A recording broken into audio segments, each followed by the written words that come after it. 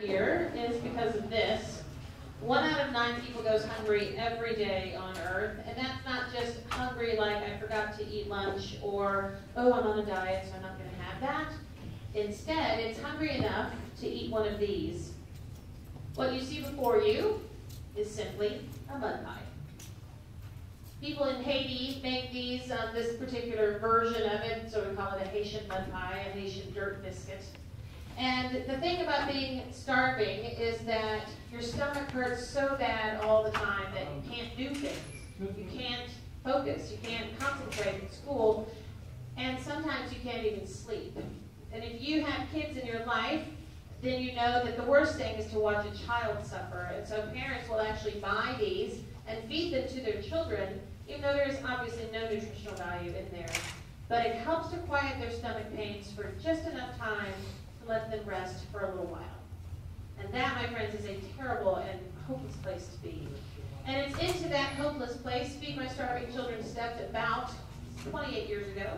We are a Christian organization, but you don't need to be a Christian to be here to pack with us. We welcome people of all faiths or no faith to come in. If your heart tells you that what you should be doing is helping starving children get to eat, then we'd love to have you here, and you are warmly welcome. We have 3 different packs. Our rice pack is what we usually pack, and if you've been here before, that's probably what you've done. We also have 2 other formulas that I like to think of as mashed potatoes with a kick. That kick is particular vitamins and minerals that are formed for particular purposes. So Potato W helps babies that are weaning from mother's milk to regular food, and D helps folks that are suffering from the digestive issues that come with other diseases. And typically, let's say cholera, if you catch cholera, you can actually be cured of cholera, but typically the digestive trouble dehydrates you so quickly that you get killed, that you die first. So we are the only folks in the world who make that particular food, and the only place right now in the Feed My Starving Children community where it is packed is right here in Libertyville, Illinois.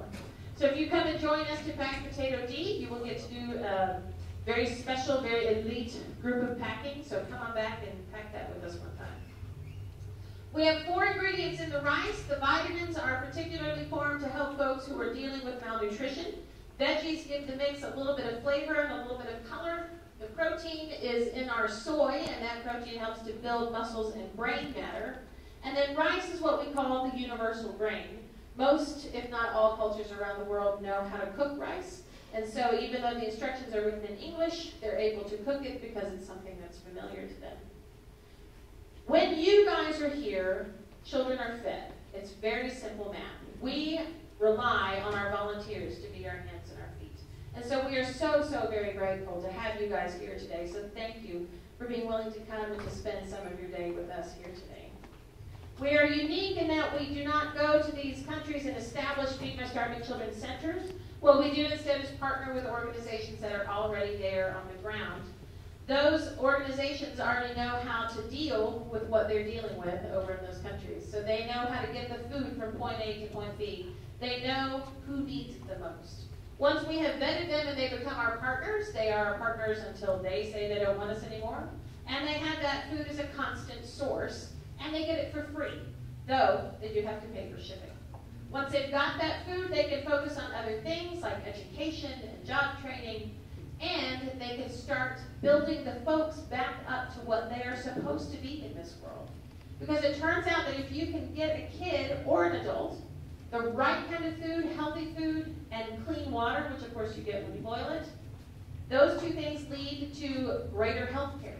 That health, in turn, enables people to do what they're supposed to do. If you're in school, you study a little harder, you learn a little more.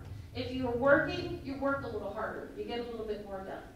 And then when those folks begin to wake up and begin to have hope, they'll look around at their country, at their community, at their family, and they will say, I can make a change. We can make a change. And so you guys are here today at the foundation of what I like to think of as the pyramid of hope. And what I love about that is that that is not an exaggeration. And I get to say that all the time. You guys are the basis of the pyramid of hope.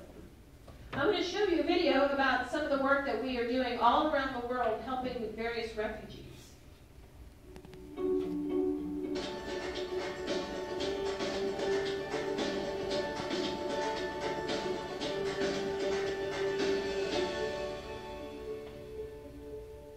all of you who volunteer, who donate, you're simply saving lives. So welcome. Welcome to a chance to save some lives today. We're going to get you to watch a video on how to pack food. It'll be a review for some of you. For some of you, this will be your big training. And then when we get you in the room, we're going to put you right to work, so get ready for doing that. Before we do that, let me just go through a few rules with you. We want you to make sure your hairnet is on and that all of your hair is covered up underneath there. If you need 2 hairnets because you have big bodacious hair, go ahead and grab a second one. If you don't have any hair at all, still put on a hairnet so you can look as good as we do. We're going to have you wash your hands in the blue hallway over there. If you have the lingering effects of a stomach virus, you're over it, but it's been maybe only a day or so, that's actually a virus that can get into food and, well, keep on getting. So we would prefer that you not do that. Come and find one of us in a blue hairnet, and we will get you a job that does not involve food contact. If you've got gum in your mouth, we appreciate your minty fresh breath, but please dispose of it properly before you get into the packing room. Garbage can there right behind you. Also, there's 2 garbage cans as you go into the next room. You can also swallow it because that 7-year digestion thing is a lie. If you have jewelry on, we're going to need you to take every single bit of jewelry off, which is not convenient, but is necessary. That means all earrings, all rings, all bracelets, all watches, and all necklaces. This is a good question. Even the littlest bittiest ones that you say have never calmed down your whole entire life, we've actually had earrings fall into the food. We didn't have to get rid of that food, so we've kind of cracked down on this. If you have in new piercings, we can put Band-Aids on those. If you have a wedding ring on, you may leave that on. If it has a stone in it, please put a glove over that hand. If you have a ring that fit and then 15 pounds later it doesn't come off, you can certainly leave that on, but we'll have you put a glove over that hand. And finally, if you have on medic alert jewelry, please leave that on in case we need to use it, though we would prefer not to. If you are allergic to soy, that's going to be a bummer for you because we're using soy. So come and find one of us and we will give you a job to do that does not involve contact with the soy. If you don't know right now that you're allergic to soy, but then you get in there and your face begins to go swell, then come and find one of us because you may be allergic to soy and we will get you out there and give you something to do out here. If you have a cut on your hand and you have a Band-Aid over that hand, please put a glove over that hand because Band-Aids like to come off. And I know that because I have swept them up, so if we can avoid that, that would be lovely. If you have cut your hand as you were coming in the door, if you've got a fresh cut, just find one of us and we'll give you a Band-Aid to put onto that. If you begin to feel faint, you're going to be standing up for a little while. First of all, if you can leave your knees a little bit bent, that will help. But if you begin to get woozy, you may certainly have a seat. You can come in here and have a seat, and there's water fountains over there as well as the restrooms. If you pass out, we get to call an ambulance, and we would rather not do that, so let's avoid that today. And then finally, if you would like to know what are in our cleaning supplies, we have that information, and we'll gladly let you read it. So now I'm going to play the video on how to pack food. Pay close attention, and I will see you in the back room.